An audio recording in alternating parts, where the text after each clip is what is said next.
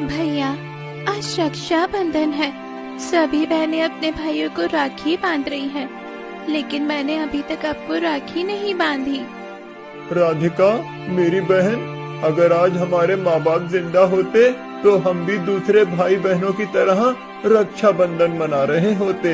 लेकिन तू उदास मत हो, मेरे पास 10 रुपए हैं, मैं उसकी राखी लेकर आता हूँ। तू यहीं बैठ, कहीं जाना मत। सुमित अपनी छोटी बहन राधिका को सड़क के किनारे बिठाकर भीख मांगे हुए 10 रुपए से राखी लेने के लिए चला जाता है। सुमित और राधिका के माता पिता की मृत्यु एक सड़क घटना में हो गई थी, जिसके चलते अब दोनों बच्चे अनाथ हो जाते हैं और सड़कों पर सोकर लोगों से भीख मांगकर अपना पेट भरते हैं। राधिका काफी देर तक सड़क पर बैठे हुए अपने भाई का इंतजार करती है, लेकिन सुमित नहीं आता, जिसके चलते राधिका थोड़ी देर बाद वहाँ आता है और राधिका को न पाकर काफी ज्यादा परेशान होने लगता है।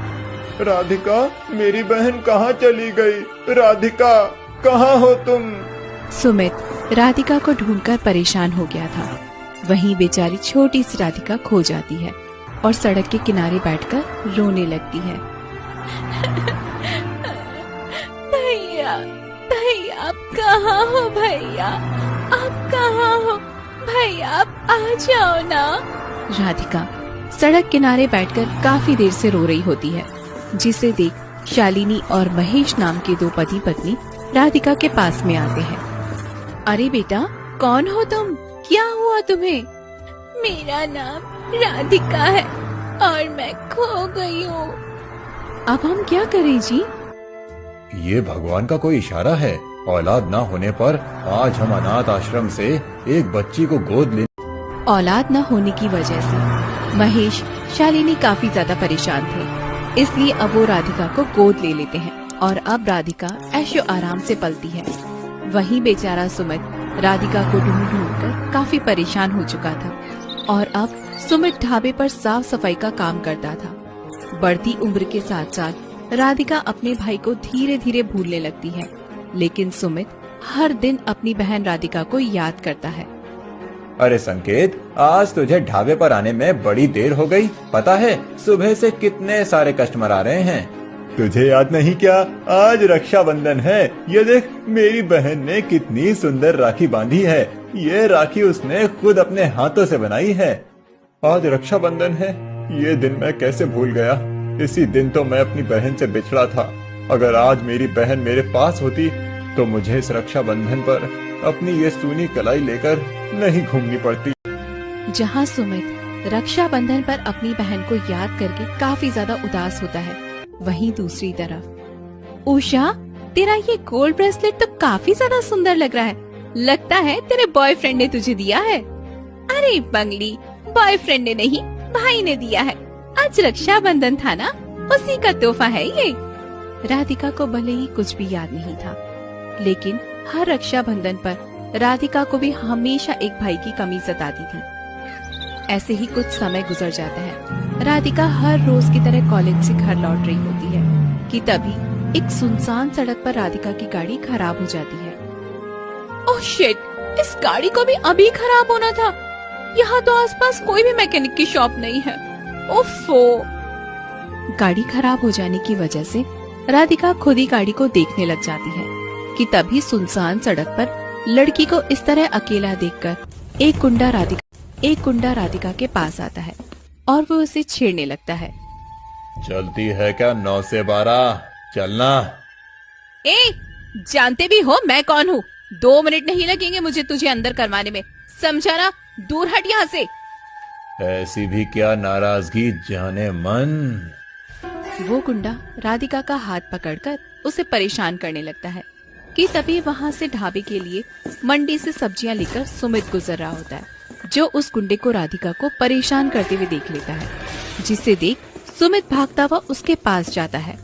कौन है तू और क्यों परेशान कर रहा है इन्हें? कौन है बे तू? मैं इसे परेशान करूं या कुछ भी करूं, तू होता कौन है इसका? भाई, लगता है तू ऐसे नहीं मानने वाला। इतना कहकर सुमित उस गुंडे को बहुत मारता है, जिसके चलते वो गुंडा वहाँ से भाग जाता है। आपका बहुत बहुत शुक्रिया। अगर आज आप नहीं होते तो न जाने वो गुंडा मेरे। कोई बात नहीं बहन, लेकिन आपको इस तरह सुनसान सड़क पर नहीं होना चाहिए था। मेरी गाड़ी खराब हो गई थी, इसलिए मैं बस वही देख रही थी।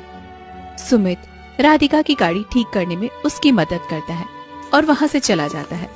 लेकिन सुमित को इस हादसे के बाद रात भर ठीक से नींद नहीं आती। आखिरकार उस लड़की के साथ मिलकर ऐसा क्यों लग रहा है कि मैं किसी अपने से मिल रहा हूँ। ऊपर से उस लड़की का नाम भी राधिका था। दोनों भाई बहन मिल तो गए थे, लेकिन उन्हें अपने रिश्तों का एहसास नहीं था।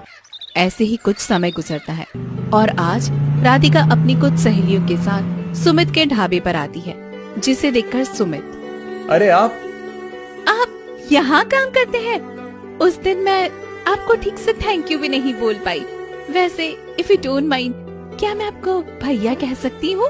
हाँ हाँ क्यों नहीं, जरूर। राधिका का सुमित को इस तरह भाई बोलना सुमित, जिसके बाद अब धीरे धीरे राधिका और सुमित में बातचीत बढ़ने लगती है और अक्सर राधिका सुमित से मिलने उसके छोटे से घर पर भी आया करती थी। भैया, आप अकेले रहते हो? आपका परिवार कहाँ है? राधिका के पूछने पर सुमित अपने साथ हुई बचपन की घटना को राधिका को बताता है। उस घटना में मेरे माँ बाप तो भगवान को प्यारे हो गए, लेकिन ना जाने मेरी बहन कहाँ चली गई। पता है, आज तक ऐसा कोई भी दिन नहीं गया जिस दिन मैंने अपनी बहन को याद ना किया हो। भैया, आपकी बहन जहाँ भी होगी खुशी होगी।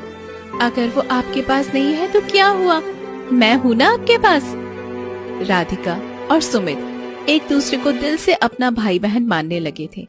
ऐसे ही कुछ समय गुजरता है और एक बार फिर रक्षाबंधन आने वाला होता है, जिसके चलते राधिका इस बार अपने हाथों से सुमित के लिए राखी बनाती है। राधिका इस बार अपने हाथों से सुमित के लिए राखी बनाती है।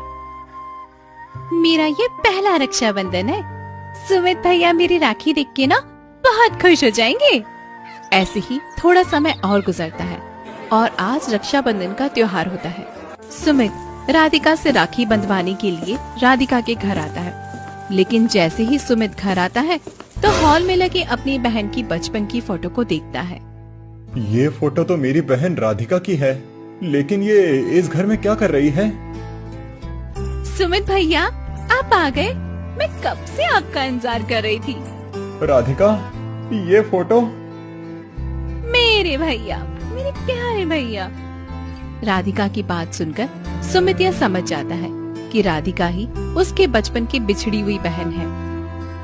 राधिका, मेरी बहन, इतने दिनों तक मैं तुझसे मिलता रहा और ये भी नहीं पहचान पाया। सुमित की बात सुनकर राधिका कुछ समझ नहीं पाती। इससे पहले ही वहाँ पर शालिनी और महेश भी आ जाते हैं, जिन्हें देखकर सुमित, ये वही लोग हैं ना जिन्होंने तुम्हें आज तक पाल पोस कर बड़ा किया। देखिए, मैं जानता हूँ राधिका को आपने अपनी सगी बेटी माना है, लेकिन आज आपको हकीकत बतानी होगी। मैं और कोई नहीं बल्कि राधिका का बचपन का बिछड़ा हुआ भाई सुमित हूँ। सुमित भैया, ये आप क्या कह रहे हैं? माँ बाबा, ये सब क्या है? आप लोग ऐसे चुप क्यों हैं? कुछ बोलते क्यों नहीं हो आप लोग? राधिका, लगता है भगवान को यही मंजूर था बेटा, इसलिए उसने तुमसे बरसों बिछड़े भाई को आज मिलवा दिया। दरअसल तुम हमें एक सड़क के किनारे रोती हुई मिली थी और हमारी कोई औलाद नहीं थी, इसलिए हमने तुम्हें गोद ले लिया। अपने माता पिता और सुमित की बात सुनकर राधिका को धीरे धीरे बताया जब वो अपने भाई से बिछड़ी थी, और अब राधिका समझ जाती है कि सुमित ही उसका सगा भाई है। राधिका रोते हुए अपने भाई के गले लग जाती है। रक्षाबंधन के दिन ही हम लोग बिछड़े थे। आज रक्षाबंधन के दिन ही हमें भगवान ने एक दूसरे से मिला दिया। आप मुझे मिल गए भैया, बस अब मुझे दुनिया की सारी खुशी मिल गई। अब हमें कोई अलग नहीं कर सकता। बस एक बेटे की ही कमी थी, जिसे आज भगवान ने पूरा कर दिया। सुमित बेटा, जैसे राधिका हमारे लिए हमारी सगी बेटी है, वैसे ही आज के बाद तुम भी हमारे बेटे हो। अब हम सब एक साथ हंसी खुशी रहेंगे। शालिनी और महेश की बात सुनकर दोनों भाई बहन काफी खुश होते हैं, जिसके बाद आज सालों बाद फिर राधिका अपने भाई सुमित को राखी बांधती है। इतने सालों बाद ही